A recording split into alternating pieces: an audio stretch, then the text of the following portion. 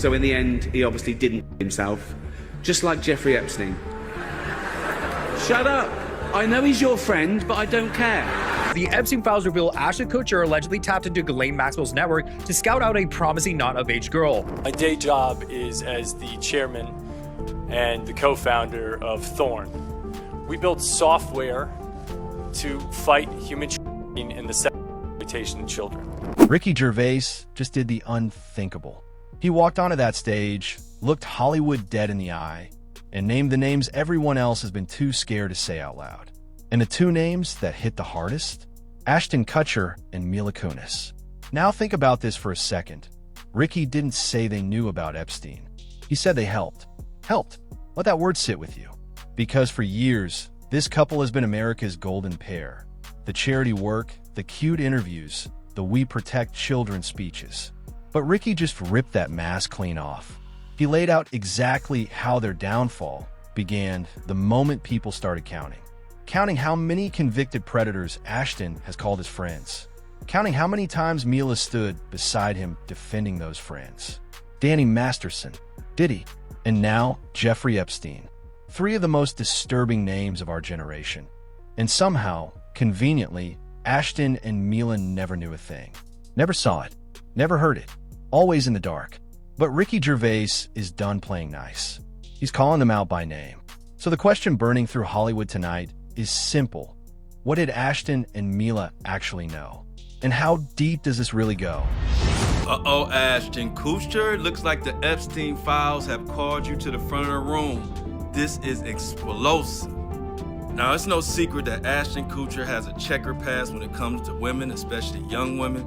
But recently, the Epstein files have revealed that Ashton Kutcher has had numerous emails back and forth with Ghislaine. What Ricky Gervais pulled out of those Epstein files isn't just shocking. It's the kind of thing that ends careers overnight.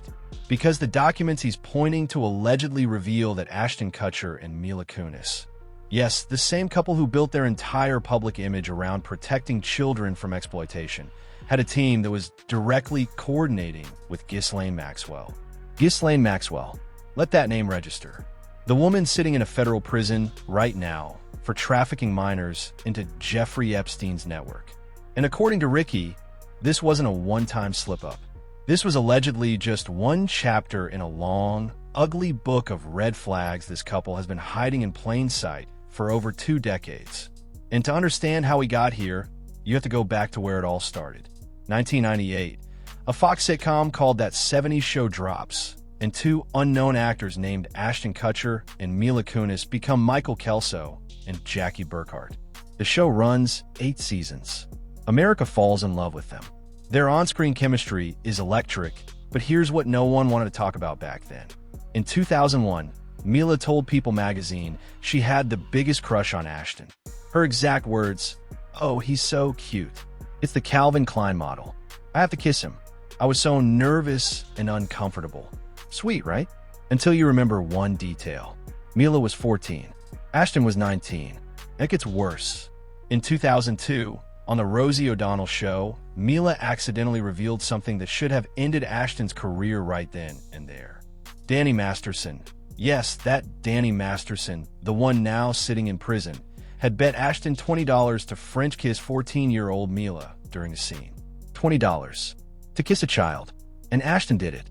He took the bet. He collected the money. And nobody said a word for 20 years.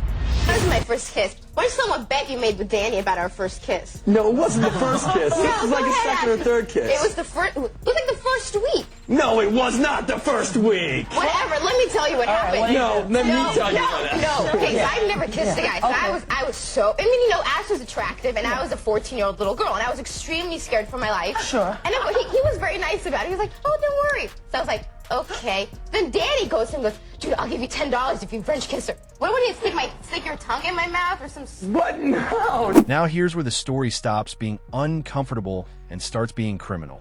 Because according to Ricky Gervais, around that exact same time, emails were flying back and forth through Ashton Kutcher's assistant.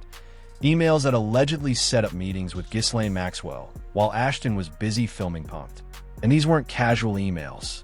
They contained detailed directions, arrival instructions, meeting points, contact numbers, most of them now redacted in the leaked files.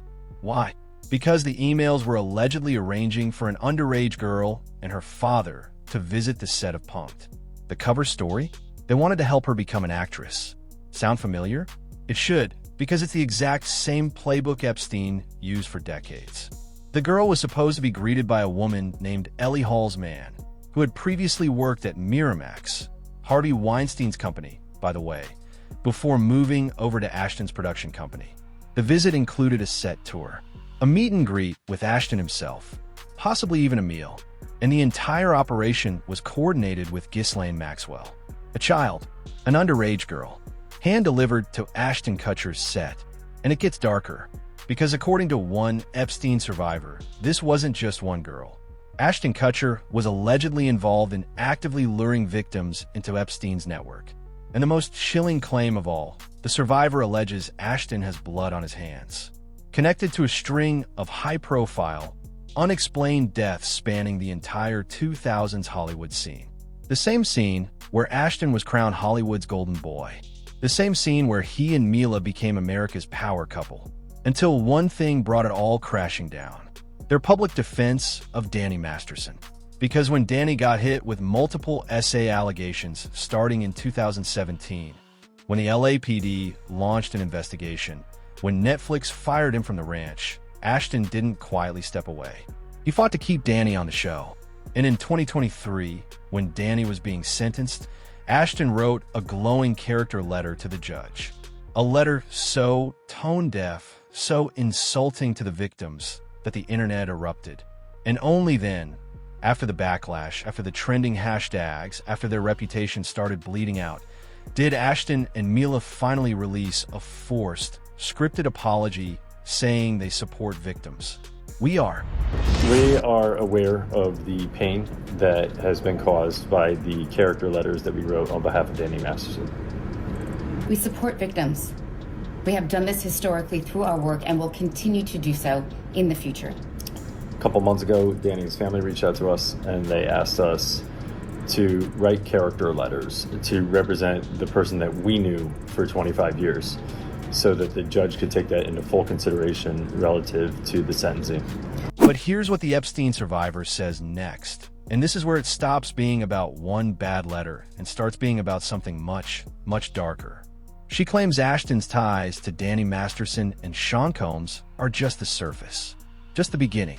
The real story is buried underneath the very thing Ashton and Mila have used as their shield for over a decade, their charity work. Because for years, this couple has been celebrated as champions for exploited children. Speeches, awards, magazine covers. But the contradiction is now impossible to ignore. The same man writing letters defending a convicted predator is the same man running an anti-exploitation foundation. So you have to ask, was the charity ever real? Or was it always the perfect cover? In 2010, Ashton and his then-wife Demi Moore founded Thorn. The mission on paper was beautiful, fight child exploitation online. And in 2014, Thorn launched a tool called Spotlight, designed to scan massive amounts of data to help law enforcement track predators. Sounds heroic, right? Until you look closer. Because Thorn has been hammered by experts who say its data scanning methods aren't just ineffective, they're a serious invasion of privacy. The European Data Protection Supervisor publicly accused Thorn of misleading the public about its role. And then there's the money. Thorn's financial documents show tens of millions in revenue. Millions poured into lobbying, especially in Europe. Investments funneled into Ashton's own venture capital fund, Sound Ventures. A fund co-owned with billionaire Ron Burkle. Ron Burkle, whose name appears on Jeffrey Epstein's flight logs. Ron Burkle, who has documented ties to Harvey Weinstein and Diddy. Are you starting to see the pattern? Thorn has also been lobbying hard for laws that would force online platforms, including encrypted services like WhatsApp and Signal, to install mass scanning software. Critics call it what it really is: surveillance, disguised as protection. And the controversies don't stop there. Ashton promoted WeWork right before it collapsed into bankruptcy. He's been called out for undisclosed conflicts of interest in glowing media profiles. And in 2023, the SEC fined Ashton and Mila $1 million for an unregistered crypto offering tied to their NFT project, Stoner Cats. $1 million. Just gone. According to Ricky, after every single scandal, Ashton and Mila run the same playbook. Stage paparazzi photos, hand-picked interviews, and a move that disgusted people most, they reversed their long-held promise to keep their kids out of the spotlight. Suddenly, the children they swore to protect from the public, I became the perfect PR prop to win that public back. As one observer put it, Ashton is the kind of guy who would start a charity for the exact thing he's guilty of. So when anyone ever asks him directly, he can just smile and say, "Who, me? Couldn't be." And one CSA survivor said it best. The moment Kutcher wrote that letter from Masterson, she knew. All that charity work, it was never about saving children. It was about access. Access to the vulnerable. And a mask to fool the public. Remember, they once told us Epstein got rich because he was just a really smart investor. And the reason I'm doing this is not because I think In the Crease is good, but because Jock told me Mila would sit on my lap if I Hilary Duff is in Lizzie McGuire. She also has an album out. She's going to be in a movie called Cheaper by the Dozen. And she's one of the girls that we're all waiting for to turn 18. Now zoom out, because the Ashton and Mila story is not a story. It's a pattern that runs through every corner of elite Hollywood. Ashton was reportedly tied to parties hosted by P. Diddy, yet another name now drowning in federal allegations. Ron Burkle, his business partner, appears on Epstein's flight logs. The same names keep circling the same rooms. The situation with Ashton isn't isolated. It's the rule, not the exception. Remember when Diddy was visiting orphanages in Kazakhstan?